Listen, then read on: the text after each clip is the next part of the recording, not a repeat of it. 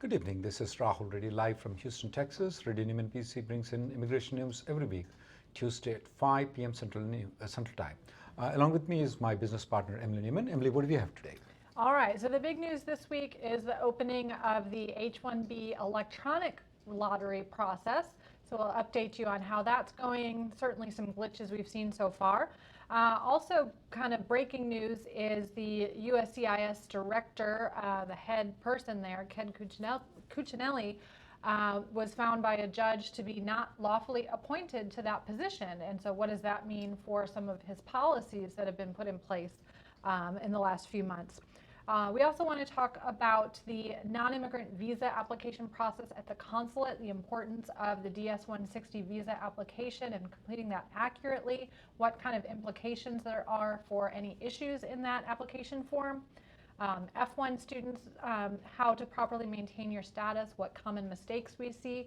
And lastly, one question we're getting a lot, especially from backlogged countries, is how can I get the green card faster? And people are always looking to upgrade. Years ago it was let's upgrade from EB3 to EB2. Now, what are the options of upgrading from EB2 to EB1, particularly the EB1C category for multinational managers or executives? So we'll talk about that a little bit and, of course, answer your questions. Emily, electronic lottery system, did you file anything? Was there any problem with it? How did it went on? Yeah, so it opened up on Sunday. I decided to wait till yesterday to try because I figured there's going to be a big rush at the beginning and I didn't want the system to crash, has been known to happen before. So now we're on technically day 3 and I've managed to register one. Well, you're not the main lawyer for H-1B in our office, but yeah, we are able to register, but yeah. Yeah, not necessarily a smooth process. I think for that one registration, I had to enter my name at least 4 times. I had to enter the company address twice, our address twice. It's like filling everything out double. And then you finally get to the point where you get this code and you send the code. And now today, one of my employers said the code doesn't work. It said it's invalid. What's going on? So that's one issue that we're having is we get the code and then we send it to the employer and the employer says I entered the code and it's saying it's not valid. Another issue that we're having, when from the attorney side we have to complete an electronic G28 form. That's the form that says we can represent the company in this filing. It's a very common form. We use it every day, but this is an electronic version of it. So we're answering all of those questions. We have to provide our where we're licensed to practice and our bar number and have we ever been disbarred and those sorts of things. So the way you answer those questions, when it actually comes out in a PDF format, it makes it look like the lawyer who is licensed to practice is not actually eligible to practice. It says no to the answer to that question. So we are eligible to practice, we promise, but for some reason the way the form is filled out versus how it comes out in the PDF, they're not matching up. So that's kind of where we're at. But we're expecting the things to be fixed. We have to file hundreds and thousands of the cases. We're expecting them to be fixed. We have enough time. It's nothing like that. If you don't file it on the first day, it's not going to be there. You can always file, and we're expecting most of the cases that we're expecting to file before March 15th. There are some leftovers that will be there that we'll be filing between March 15th and March 20th. But most of the things will be starting from maybe tomorrow, day after tomorrow, that we'll be starting. Yeah, I logged in last. So one of the other things after I finished the first case is when I went back to my account, everything was blank. The whole thing was just empty, and that's a very common issue attorneys are facing. So I went home last night, took out my laptop and logged in from that and was able to see everything. So I was able to enter a lot of cases last night. So I think that's kind of going to be my plan going forward, is to do it at night when it's not as busy, and hopefully that will help out a little bit. Emily, on the USCIS director has been found to be unlawfully. It's looks like he's illegally allowed to work. Exactly. It needs to be expeditedly removed is what Okay. it is. So what's the issue with this? Yeah, so basically how this whole thing came to be is when the director stepped down, there's a federal law about who can replace that person. It's normally supposed to be whoever's next in line at the agency. Well, he was not next in line. He basically was appointed to a brand new position that the Trump administration made up, and then they changed the succession of who's next in line so that this new position would become next in line, and that's how they were able to kind of get around what the law actually says. So a number of lawsuits were filed on that, specifically against particular provisions that have gone into effect since he became the director, basically arguing that they're not valid policies because he was not validly appointed. And one of the judges over the weekend agreed with that. So it doesn't necessarily mean everything he's done is automatically void. It's whatever he's done that's involved in that particular lawsuit has been, I guess for now, wiped out. But of course, there's going to be an appeal. So at this point, it was a couple of provisions related to asylum issues that are going on. There's been a lot of changes in that area of immigration law. It's become a lot more difficult. A lot of issues with applicants not being allowed to access their attorneys. They're having to stay in Mexico during the process and using these third-party agreements. So as of right now, those are the only situations where we have a decision saying he's not lawfully acting as the director, so those policies need to be struck down. But there are other lawsuits pending that may spread to other different areas of policies that he's put in place. But again, it is very likely to be appealed by the Trump administration, so it's not really a final decision yet. Another interesting topic that we want to discuss about is the filling of the non-immigrant visa application online when you go and apply the visa in the consulate. It's called DS-160 form. The problem is that a lot of the people are not keeping a copy of that form. And that copy will become a record. It's been viewed by the consulate, it's been viewed by the CBP, it's viewed by the USCIS. The only person who is not getting viewed is us.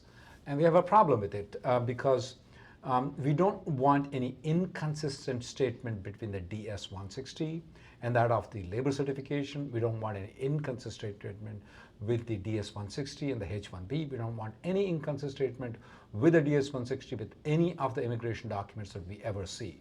And we have a major problem with the way the system is that you fill online, you go, you take an appointment, and you don't keep a copy of it. I mean, it's not a manual form that you keep it. It's not like H-1B. We file an application, we have a copy of it. You file in 400, we have a copy of it.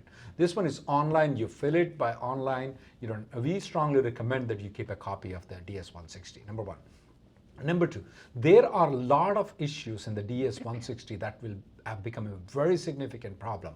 If you ever fill any of those things wrong, you could be hit with a misrepresentation, and there's no waiver for most of the people for if you are being found to have misrepresented. One of the person recently had not listed the educational institution that the person was attending. The consulate officer hit that lady with a misrepresentation because she didn't list the day one CPT university in there, and thus by she's trying to misrepresent in front of the consulate. She can never come back into the United States, and there's a good chance she may not be able to come back into the United States. Especially when you have any visa violations, when you're unlawfully present, there are columns that are there. Have you ever violated the legal status in the United States? Have you ever presented any of the document fraudulently? Have you ever misrepresented in front of the people? Have you ever overstayed your I-94? These are the questions that pop up very frequently, and people answer them wrongly. They could have a big, major consequences forever in their life. I would strongly recommend that before you fill the DS-160, if you have any of issues, please consult your lawyer. And if everything is clean with you, you don't have any problem, if you fill it, make sure you keep a copy of the DS-160. And last week or the 2 weeks before when I was presenting, Emily corrected me on that if you have been issued a 221G ever, 221G is just an inquiry. You are supposed to answer the question, have you ever been denied a visa to enter into, have you ever been denied a visa in the consulate? You're supposed to answer yes to that question. So these are very important and technical questions, and if you ever answer wrong, you may be hit with the misrepresentation. And even if by any chance you get those visas approved, we have seen them getting denied entry into United States when they're trying into coming to United States. Please be very careful on applying the non-immigrant visa status in the consulate, make a copy of the DS-160 and keep it with you, have it reviewed very thoroughly before you submit. Even if you submit it before you go to the visa, you can correct it in certain ways that you can. They're allowing you to correct sometimes you can even email them saying that, look, I did a mistake, here is the mistake, what I did. You send an email, you have a track, you have a record of that thing, so that when you go to the consulate, they can't hit you with a misrepresentation. Any suggestions, Emily, on that? Yeah, definitely keeping a copy of it. And also, before you hit submit, make sure you go through your immigration history. Like if you've submitted a labor certification, on that labor certification form, you list all of your employment history. That should match up with what you're listing in the DS-160. So even between labor certification and the visa applications, those things need to make sure everything should be consistent across all the different types of applications you file with immigration. Since we have all other copies, normally lawyers and the people have, the major thing we don't have is a DS-160.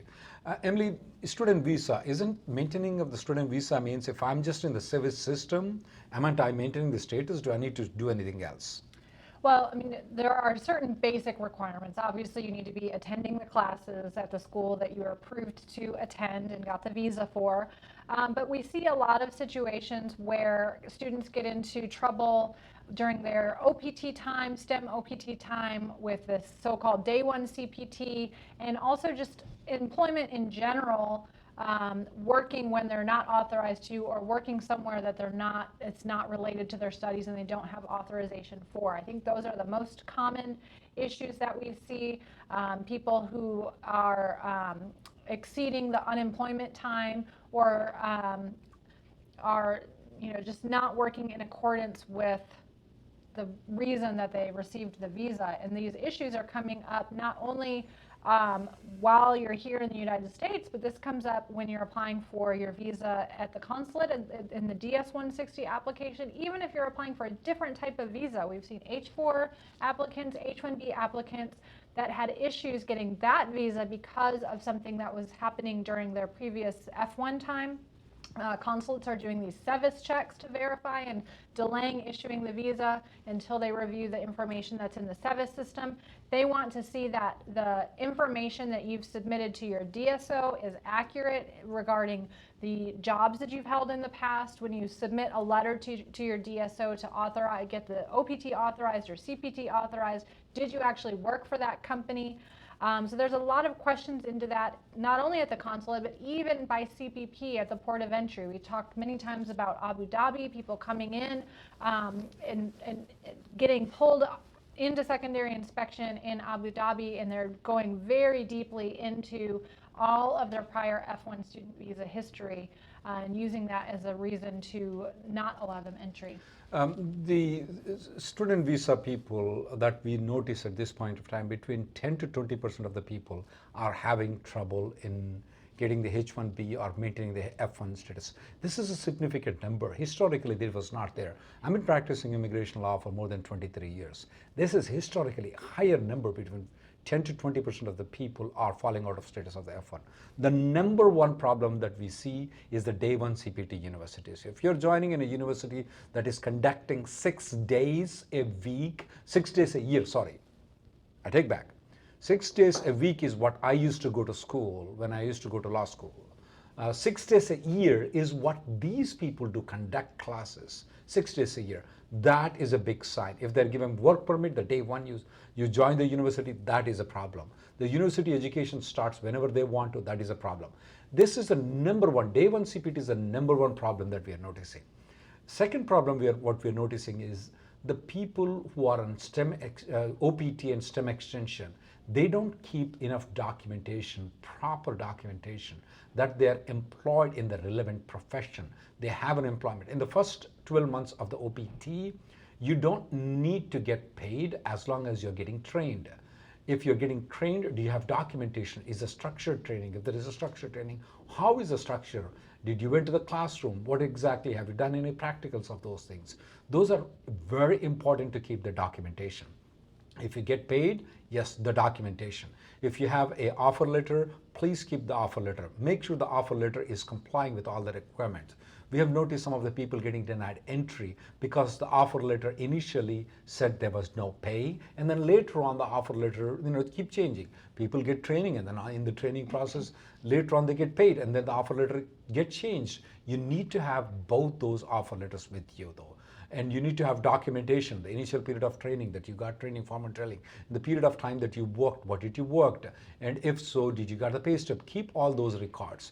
And also in the STEM extension period, you need to be paid. If you're not getting paid, it is considered to be an employment period. You need to have the documentation of those things. And you need to complete the 983 form, and there is a self-evaluation that need to be done, that need to be completed. You need all these documentation. Don't go back very further, all the way to 3-4 years after you complete all these things, and try to correct the forms. Try to do it while you are doing all these things. So as I said to you, first is the CPT problem, second is the documentation of working problem. The third problem, what people do is that they work outside when they are either an OPT or student visa. When I say work outside the prospect of working in the OPT and also STEM extension, working in gas station, liquor store, or in restaurants. And the first thing they ask the people who got into trouble, they ask, how do they know? I mean, right now, everything is recorded, guys. One thing, you have a cell phone, and I don't know of any person who's student visa people who don't have a cell phone. Now the cell phone, you're keeping in the pocket, you're in a restaurant for 8 hours. That's a tracking. That says that you're in a restaurant for 8 hours. You're in a restaurant from 9 a.m. to 5 or whatever the time period. Every week, you're spending 40 hours in a restaurant. What are you doing? Are you eating? Are you drinking coffee? But these are very important things though, that everything is tracked nowadays. There are communication. Maybe even if you don't keep a cell phone, there are ways to track you down there. So please don't think that nobody is watching. And this video we are addressing mostly to information technology people. I'm assuming if you're not information technology, you can excuse me. And if you're an information technology person, you think so that nobody is tracking where you are going. And if you think so that the government is not tracking where you're going, well, you should not be in information technology. I'm sorry to say that, but you're writing these codes for the government to implement it, and you're telling that they're not tracking you, well, you should not be in information technology. So please, if you think so that they're not watching, they are watching. Don't work outside the scope of what you have been allowed to work. That's very important. We have recently seen a very spike in the number of people who got deported or been turned down or been denied entry into the United States, and also denied the H-1B visa because of this. Emily, we know the backlog for Indian nationals and some Chinese nationals, and even other nationals also is becoming a little bit right now. A lot of people think so that they are under EB-2. Of course, we know that if you apply for the EB-2, how long it's going to take, everybody knows that. We know that EB-3 right now is 2015 is the prior date, but to file the adjustment of status, if it's 2017, it may be current right now to file. So a lot of people ask this question that they are on H-1B. Can they go back to India, work for that company, the same company that they're working for 1 year, and come back on L1A and apply for an EB-1C? Is that possible? And if so, what are the percentage of success based on what you see? It's definitely possible. There could be a situation, the EB-1C requires that you work outside the U.S. for at least 1 year in a managerial or executive position, and that a U.S. company that has a qualifying relationship with the foreign company be offering you a managerial or executive position in the U.S. That's the basis of the EB-1C category. So not just any manager will do. Just because your title is manager, that's not sufficient. They truly look at the job duties of the position. They look at how many people are under you and what their levels of education are. Are they professionals, or are you a first line manager, or do you not manage people at all? Are you a functional manager? And so they are looking at where these people are located. So some people think, well, I can go out, work remotely for the company abroad and continue managing my team in the US and then come back and be eligible for EB-1. I think there's questionable whether that would qualify if you don't actually have direct reports in the country where you're based. Otherwise, why would you need to go to that country if all the people you're managing are in the US? So it's not just as simple as I'm going to work outside the US for 1 year and when I come back I'm eligible for the EB-1 category. So you have to be a manager of people or a functional manager. The people that you're managing have to be sufficiently high-level professional or managers themselves. You have to be spending a majority of your time actually doing managerial duties, not actually doing the work that produces a product or produces a service. So that is another issue that comes up quite often is, are the job duties at least majority managerial? Or are you actually doing the work and on the side sometimes you have to perform some managerial duties? So that's both at the foreign position and at the US position. They're going to look at the size and scope of the company as a whole. Does it make sense for a company of this size and with this many employees would be needing to support a full-time managerial position? If the company only has a small number of employees, then it's more difficult to get that type of petition approved. So just working outside the US for 1 year is by itself not sufficient. Even if you're calling yourself or the company is calling you a manager, that also is not sufficient. It all boils down to the job duties. What does your organization chart look like? Can you show that the majority of your time has been spent managing people and in the US will be spent managing people? I have seen the percentage of success to get an EB-1A in about 15 to 20% range for the people like this, IT company people. That's my percentage of success. So before you plan on embarking into going outside the country and staying there, I would want you to get the evaluation done. Does the position there looks to be a managerial level position when you come back in L1A? And when you come back, what are the possibilities of success? And once you get the evaluation done, you should make your plan. Just don't make it that, okay, I'm going to go there and work there and come back. Try to get the evaluation done, get the chances to see where you stand at, and then based on the analysis go. I just don't want you guys to go without planning in advance. I mean, this question comes from Facebook, and this is right on the topic though. Grishma has filled the DS-160 form. She said that she has filed an immigrant petition, but she actually did not file an immigrant petition though. And she got the visa. Most probably, I'm assuming that it's either H-1B, H-4, or L1 or L2 visa. And now she wants to correct the mistake that she never filed an I-140. Will that be an issue for her to go for the drop box? She's eligible for it when she corrects the thing right now. Because having an immigrant petition filed on your behalf is not material to an H or an L visa application, I think that even if it was an incorrect answer, it was not material. Therefore, fixing it now is the proper thing to do, and it should not create any issues. So sometimes the information is more material to, sometimes it's not material. So this, because immigrant intent is not a bar for, as Emily has explained, it should be fine. I don't think so you should be having any problem just because you correct. And if ever by any chance you go there, they will call you for the interview, I would be not expecting much problem for you, Grishma. Chaitanya from YouTube currently is on an H-1B extension, the 240-day period following the end of the I-94, and his wife is due around the same time with the baby, and he wants to know if his wife could continue to stay if he gets a denial. So with the 240-day rule, so you're filing an H-1 extension with the same employer. Once that is timely filed before the I-94 expires, that pending extension, and I'm assuming you filed an H-4 renewal for your wife at the same time, those pending extensions keep you both in a period of authorized stay as long as they remain pending, even after the I-94 expires. The 240-day rule is only relevant to your ability to work during that time frame.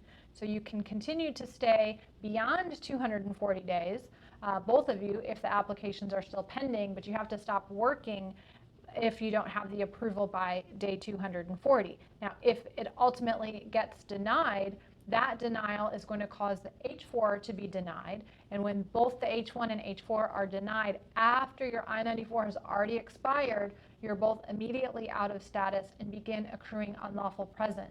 At that point, it's not possible to change to some other type of visa. So you need to make these decisions before your I-94 has expired so that you can have a backup plan. So without knowing exactly when the I-94 was expiring, it's difficult to provide options there. But if the I-94 is already expired, there's not really a backup option that you can file at this point to avoid that kind of situation. Question from Kalyan is from Facebook is that, is the non-compete agreements valid in USA and can they be enforced in USA? Although we are not contract lawyers, Kalyan, we have seen that non-compete agreements, especially when you're joining the end clients, we have seen them to be enforceable in USA. Especially the employer will go and approach your end client where you joined and show the employment agreement. It's called the tortious interference of the contract. So your end client might terminate the job. We have seen that many times that can be enforced. There are certain things that may not be enforced, but I would say that our knowledge is very limited in it. You may want to contact a contracts lawyer to find out if that is something that can be done. Question from Gaurav from Facebook is that, can a green card holder apply for an unemployment? Wow, good question, especially under the rule. Yes, the answer is yes. Correct me, Emily. No, I agree with you. Yes, and you'll not have any problem in getting the citizenship. That's of course that's the reason why he's asking the question. Yes, Gaurav, we don't see that unemployment is like insurance, just like a medical insurance that you pay. You may be wondering, well, when did I pay the unemployment insurance? No, you won't pay for it. Your employer has already paid for it. I mean, even when I was working in a law office, the paycheck used to get cut for the Social Security. I used to think, okay, the employer is cutting the paycheck and he's paying the government. Then when I became an employer, I realized that not only he cuts the Social Security, not only we cut the Social Security from the employee, we also contribute the amount for the unemployment, and also we contribute a certain amount to the Social Security. I found out once I became an employer. So your employer contributed to the unemployment, so you're fine. It's not going to be any problem. Public charge rule is not applicable to the unemployment thing. Senthil from YouTube has recently changed employers and is getting ready to start the green card process, but his previous employer is refusing to issue him an experience letter, which you generally need at the I-140 stage. So I actually have a blog post about this on immigrationgirl.com. It's a few years old, but it's still valid. So you are looking to try to get an affidavit from a coworker at that job who can attest to what your experience was, what your job title was, your work employment dates, as well as having secondary evidence that supports the statements made in those affidavits. So that would be pay stubs, W-2s, offer letter, resignation letter. All of those help to prove what your start date was, what your end date was, what your title was, and then the affidavit can provide information about the actual experience and job duties during that time. So check that, immigrationgirl.com. There's an article that's a little bit more detailed that might be helpful to you. Hari from Facebook has this question. Is there a risk traveling on H-1B with the current coronavirus issue? Well, we are not doctors, but as far as the immigration law is concerned, though, we don't have any problem in you traveling except for China. That's definitely, if you go to China, there are a lot of restrictions in you coming back from China. That's for sure there. Will the visa be revoked because of coronavirus case? I'm assuming that if you get the coronavirus, will they revoke it? They will definitely deny your entry into United States, or they may sequester you in a separate hospital. But will they revoke the visa? Because this is a virus. This is not something which is going to stay with you for a long period of time. I mean, once the virus goes through, you're just a normal guy. In fact, You will never get that virus, according to my knowledge, once you get the virus and you pass through. So you should be fine. I mean, I'm not, if by any chance you contact the virus also, it's not good. It's just a temporary thing. For a 2 week or 3 weeks, you will not be allowed to come, but I'll be very surprised if they would revoke the entire visa though. I mean, 70,000 people contacted the whole worldwide. I think so. We need to be aware. So they will put you in a kind of jail kind of circumstances for 2 week period to avoid other people contacting you, and of course they will take care of you. But no, I don't think so. They will revoke your visa at this point of time. McGill from YouTube recently received the H-4 and H-4 EAD approval notice and wants to know if he needs to go for stamping or can work on the EAD card directly. So I'm assuming that this was an H-4 extension or a change of status to H-4 that's been approved, and the EAD card was approved along with it. So you don't need to go for stamping. Your H-4 approval notice should have a new I-94 on it that extends your H-4 status, and that allows you to work using that EAD card. When does someone actually need to go for stamping? So the reason that you need a visa stamp is so that you can enter the United States. The stamp is what gets you in the door. Once you're here, it's the I-94 that controls your stay. So like in this case, when you got your H-4 approval notice, it would have come with a new I-94 extending your stay. You don't need a visa because you're not traveling. Now, if you are going to travel and your previous visa has already expired or was in a different category, that's when you have to get the visa stamp. It's so you can come back after your travel. While you're here, you don't need a visa stamp to be valid while you're in the U.S. Mayank has this question. His friend's employer does not want to file an H-1B extension premium. What would be the options if the I-94 expires? Can he file a change of status to H-4? His wife is on H-1B. It may be better to have an H-4 filed if you want to be on a safer side. If the H-1B gets rejected, you can file H-1B, but the H-4, if you want to file, should be filed before the I-94 expires. If the I-94 expires, you can't file the H-4 application. So if, let's say for example, if your I-94 is expiring in August, you can file a H-1B extension right now, and before August, you can file a H-4 to have a backup plan just in case if the H-1B gets rejected. But if the H-4 gets approved and the H-1 gets approved, then there is a problem. You may have to contact the lawyer at that point of time. If the H-1 gets approved, you can always withdraw the H-4, then you will be in a better situation. You could have the backup option though. The other option might be that you don't file anything. If the H-1 gets rejected, the person can just step outside the country and get the H-4 visa and come back and then try to get back onto the H-1B. That's another option that person has it. Amit from YouTube wants to know what the possibility is for changing employers while an H-1B petition is in process. So it really depends on the specific circumstances. There are some circumstances where that may be possible and others where it's not. For example, if the application that's in process is a cap subject H-1B, you cannot transfer that to another employer until you actually have the approval and have moved beyond October 1st for that approval to kick in. You're not actually counted in the cap until that's been approved and you've crossed October 1st. If you're talking about you have an amendment pending and your I-94 is valid with your current employer and now you want to transfer, yes, a transfer can be done during that situation. If you're talking about an extension that's pending and your I-94 has not yet expired, you could potentially transfer. If your I-94 has expired and you've got an extension pending, that becomes a little more difficult. So it really all depends on what kind of H-1B is pending and what the status is of your current I-94. Mathur from Facebook has this question. He has a career gap, he or she has a career gap of 2 years. Can they still apply for the H-1B? Absolutely, no problem. Just because you didn't work for 2 years has no impact whatsoever at all whether you are going to get the H-1B approval. Matthew from YouTube has this question. His I-140 has been approved as a software QA. Now he wants to move to a senior developer. Should the company reapply for a POM and amend H-1B, or can the priority date be retained? There are two things here, Matthew. Well, let me discuss about the I-140 though. Since it's a natural improvement in a job from a software QA to software developer, I don't think so you need an amendment of the POM or I-140.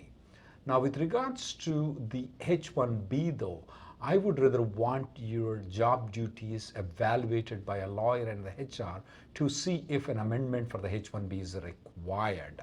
Maybe not, maybe yes, but it should be evaluated by a lawyer and your HR to see if it's, but for the labor and I-140, it's a natural increment in a job, that should be fine, you don't need an amendment. And if by any chance anybody determines that you need an amendment because the jobs are significantly different, it's not a natural improvement of the job, yes, you need to file a PERM and I-140 again, but you will be able to retain the old priority date. Manu from Facebook wants to know, he's planning on filing an H-1B extension, same job title, same salary, same job duties. The only difference is they want to use a different SOC code. The SOC code is the standard occupation code that is mentioned on the LCA, and that's what's used to determine the prevailing wage. So if there are two SOC codes that both potentially are a good fit for that job, and you're switching from one to the other while nothing else has changed, I don't see any issues with that. That's not considered an amendment. It's not really material because the terms and conditions of employment have not changed at all. You're just choosing a different occupation code that also fits the job duties. Mahi has this interesting question. If the H-1B holder stays for 10 years, works here, pays the Social Security and Medicaid, he moves out, is he eligible for the retirement? My answer to this question is Mahi is yes, but I will have to back it up with some specialist in this particular thing. I did promise that I will bring on to this show a person who is expert in the Social Security. I did not, but I will try to do my best to bring an expert in this. I would say that our office is not that expertise in this particular social benefit, but this is a very burning issue for a lot of people. We are paying all this money. Will they ever get any of this money back? It's a very significant amount of money, and especially when you go to your home country, the retirement benefits of humongous amount. If you would be eligible, I will try to bring an expert. And if any of you guys, this is a question that I don't have not a lot of experts have done some work on it. If you find any of the articles, if you find any of the experts, I would really want you guys to suggest them to me so that I can get more knowledge and probably present it much better. I should have been more aware of it, but I'm not knowledgeable on this. I will try to get myself educated more on this. Raj Kumar from Facebook wants to know if you have an approved H-1B that's a nonprofit or cap exempt H-1B, is it possible to be a founding member of a nonprofit startup? It all depends on what you mean by founding member. If you are going to be a passive investor and nothing else, I think that's doable. You are basically a stockholder, just like I can go out and buy stock in Apple or Microsoft or Tesla.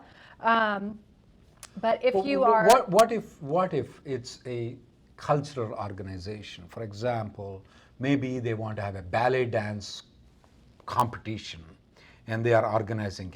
Are they allowed to do it? I think if it's a charity, you're volunteering your time, that's probably fine. What if it is a chamber of commerce? I think that's something that a chamber of commerce would likely hire someone to do that work, and therefore it would not be authorized employment. So that's kind of one way I look at it is this something that you would hire someone to do if you weren't doing it? And would you pay that person? Or is this you investing in the organization for charitable purposes or for volunteer purposes that no one would ever be hired to do that job for? That's kind of what my thought is on it. So for example, if it's a tree planting association is there, I mean, come on, who's going to do that job? You're organizing that event, that seems to be fine, but if something, it is involvement of, Chamber of Commerce kind of things where somewhere the money will come in for the benefit of the members or the organizers, that looks to be very suspicious for us. Ujwal from YouTube wants to know if the EB1 filing date becomes current, can one file for the EAD even though the final action date remains backlogged? So yeah, I want to give an overview of what exactly these final action date and filing dates are and what do they mean. And the short answer to your question is it depends on whether USCIS decides for that particular month whether they'll allow you to use the filing date or whether you have to rely on the final action date. But if you're allowed to use the filing date and your priority date is current under the filing date, then yes, you file your 485, you include the EAD application, and you get that EAD even though the final action date remains backlogged. So what these two charts do, so the government needs to make sure that they use up all of the green cards that are available within the fiscal year. So if we get to September 30th of 2020 and they have not used up all of the green cards that were available for that year, they're gone. No one gets to use them, they disappear. So it's a waste. So to avoid that situation, they need to make sure that they're able to bring in enough applications early enough in the year to handle the long processing times. So to do that, they created these dual chart process. The filing date is when you can file your application. The final date is when the green card actually becomes available. So they have these two dates. The filing date is generally what the government thinks the final action date will become by the end of this fiscal year. So that too many F's. Final action date, it should slowly move towards the filing date, and then next October, the filing date will move forward again. And that whole purpose of that is to allow people to file earlier so that they can finish the adjudication process within the fiscal year and approve all the green cards available so that they don't end up accidentally wasting green cards. Harsha has this question: does the public charge rule is applicable for B1 and B2 visa holders? Yes, it is applicable. When they're applying for the visa, they may be required to give additional information. When they're entering into the United States, the CBP can question them much more thoroughly on whether or not they may be consuming any of the public benefits that they don't want B1, B2 visa people to consume. So yes, that you need to be careful on it though. Manali from YouTube has a question about what to put on the I-539 form about whether an immigration petition has been filed for you. So in this case, the I-539, the H-4 is being filed, and the spouse, the H-1 holder, has an approved I-140. So that form, the I-539, is asking you, the H-4 holder, have you had an immigrant petition filed on your behalf? It's not asking whether a family member has. So in that situation, unless you have your own I-140, that answer should be no. Priyanka has this question that one of our friend H-1B extension got denied after multiple approvals over the years. His or her I-140 has been approved, left to India. Can they reapply for the H-1B and come back? Do they need to go into the quota? This question comes out very frequently to us. Since the I-140 has been approved, since you, Priyanka, you already said the person has already used up the 6 years. That 6 years is not applicable since the I-140 has been approved. I'm assuming I-140 has been approved for more than 6 months. He can apply for the visa, H-1 visa immediately and come back into the United States. He is not subject to the lottery. Once you get the I-140 approval, it's been more than 6 months, that person is never subject to the lottery in his life. If he had a H-1B before and I-140 is approved, that's it. That's stamped on his head like a tattoo. Even if he wants to remove it, he cannot remove it. He can always come back. No need to go through the lottery system. Vivek from YouTube wants to know, what is the normal processing time for an L1 and L2 and extension? So typically for the L1, I would say anywhere from 4 to 8 months, depending on which service center you're at and whether there's a request for evidence or not. The L2 is under separate processing time. The I-539 processing time can take up to 9.5, 10 months to get approved. He wants to know if it can take more than a year to make a decision. I mean, it could if there's a security check or something that's delaying it.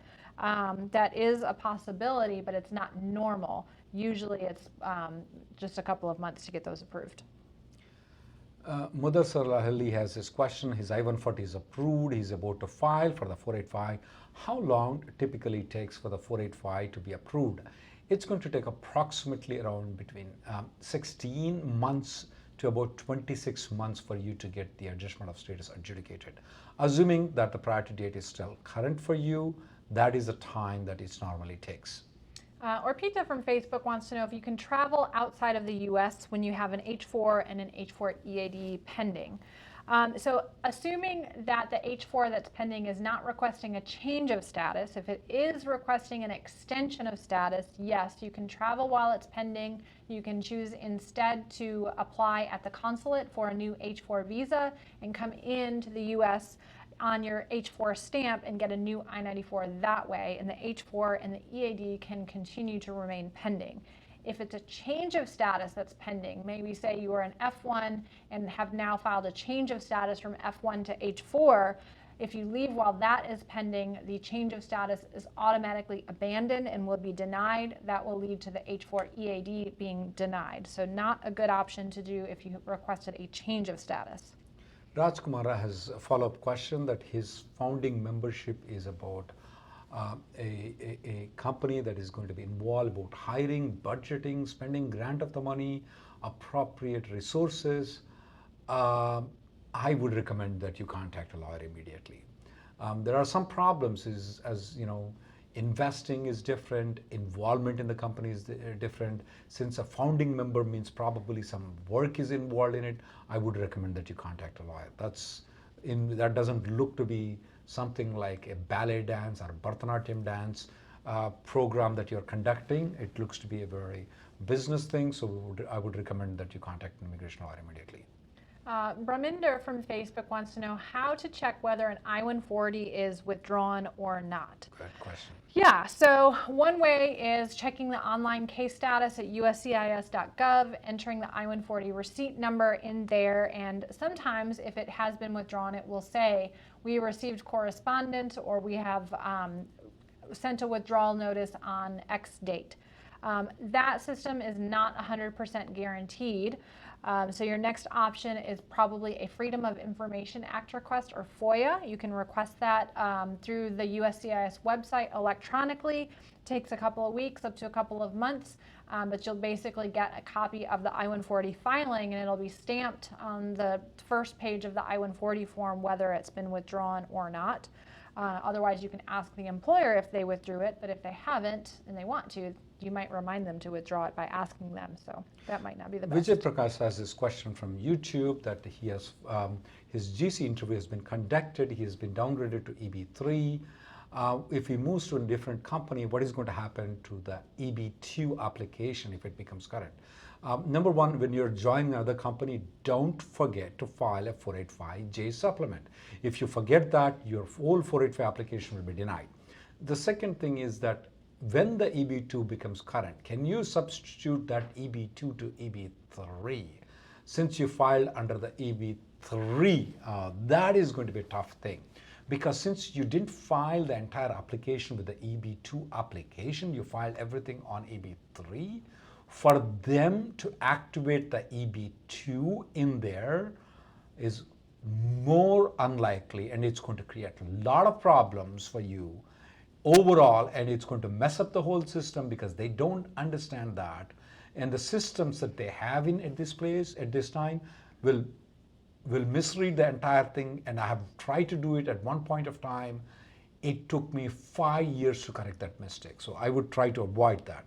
If you may be eligible to file the entire 485 application one more time, depending on whether you maintain a non-immigrant status, I would avoid it. If you have, even though EB2 is current, you filed under EB3, I will just stay there.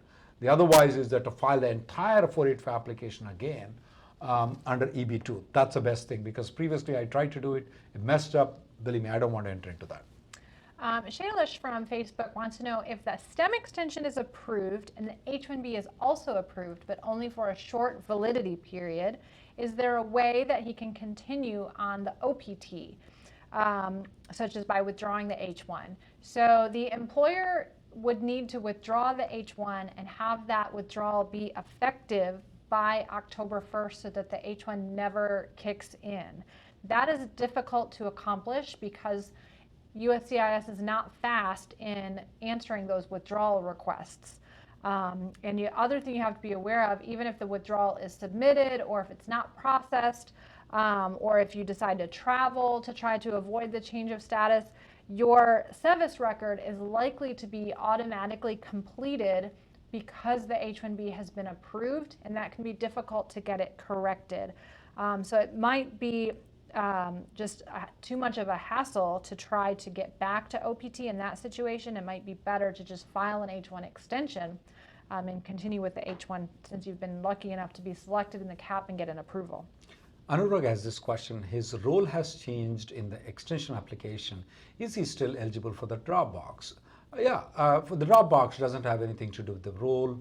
You should be fine as long as you're otherwise eligible for the drop box. You're still eligible for the drop box. Absolutely no problem.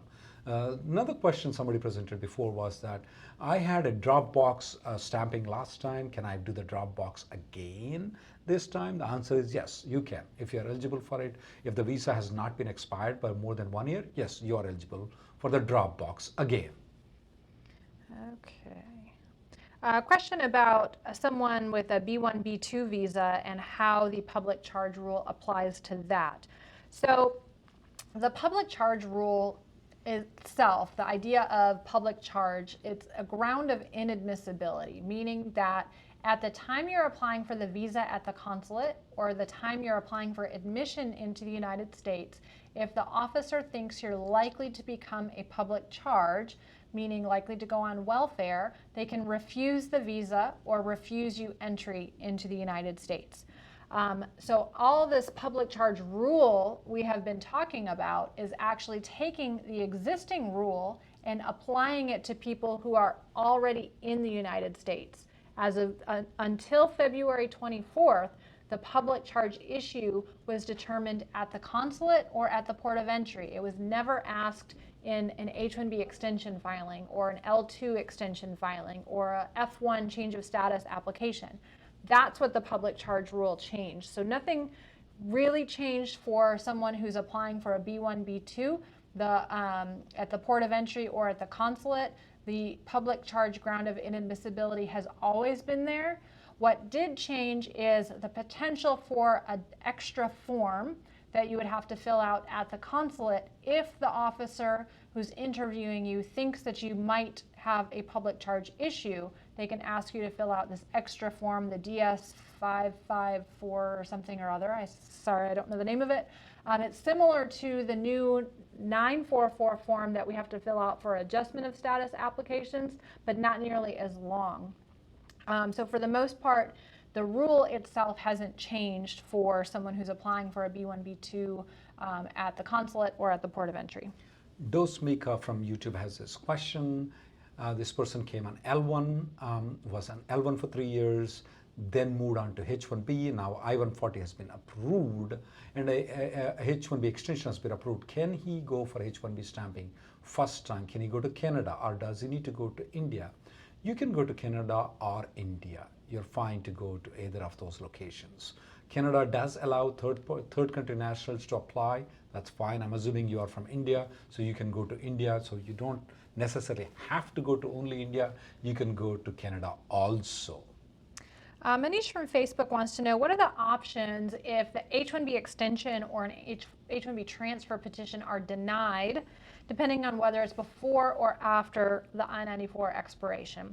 So a denial that happens after the I-94 expiration leaves you with very few options. You don't have an option of refiling to maintain your status or filing a change of status. You are immediately out of status and start accruing unlawful presence if a denial happens after your I-94 has expired.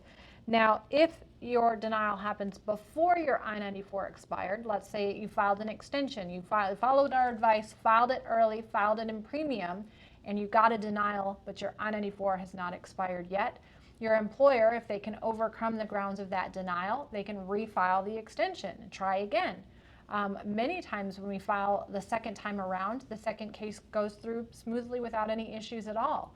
So that's one option. Or you could, if you don't think your employer can overcome the grounds of that denial, you still have the option of filing a transfer to a new employer because your I-94 has not expired.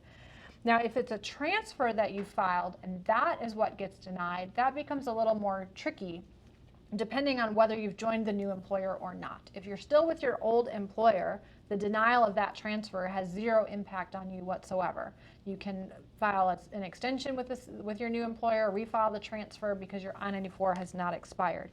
If you've already joined the new employer, that transfer does put you out of status, so that does make it a little bit more difficult, even if your I-94 has not expired yet. Rashik has this question that he's a master's student, he needs to file a H-1B, he filed with one employer, with X client, and he wants to file a H-1B, second H-1B with a different employer, with a different client. He wants to know what the rules are.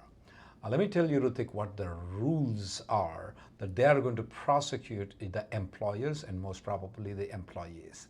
That is what the USCIS intends to do. This system of lottery is an invitation for people to commit fraud so they can come after them. Even though the rules might be different, we know the practicality. I have seen so many fraudulent duplicate filings before. Now I'm expecting to see more. We have represented so many of them when they are being prosecuted. We make money off them, and believe me, when they get into trouble, the check just does come out open to us. They just tell us fill the amount. That's how when the criminal prosecution happens. So unless you get it certified by a lawyer saying it's not a fraudulent application, I would rather want it certified by a lawyer on the letterhead, I would not file it. And if I were to certify, I want to see the offer letter, I want to go inspect the facility to see if there is a job there, and everything. I will have to do it before I certify it. And I have not done yet certified to anybody that a duplicate filing is good. All right. Well, about out of time One for question today. comes from Sriram is that his wife's H4 EAD, that's 765 is pending. H4 is already approved for her. Can she travel to India, and will it cause any problem to the EAD application? Sriram, since the H4 is already approved, her travel to India will not have a positive or negative impact. No impact at all on the EAD application. All right, I think we're about out of time for today. So thank you so much for joining us. If we didn't get to your question, you can always join one of our daily conference calls. Those are free. You can get the contact information for that at rnlawgroup.com. If you'd like to discuss your situation more thoroughly with us or any of our attorneys, you can also set up a consultation by going to rnlawgroup.com. Thank you guys for joining us.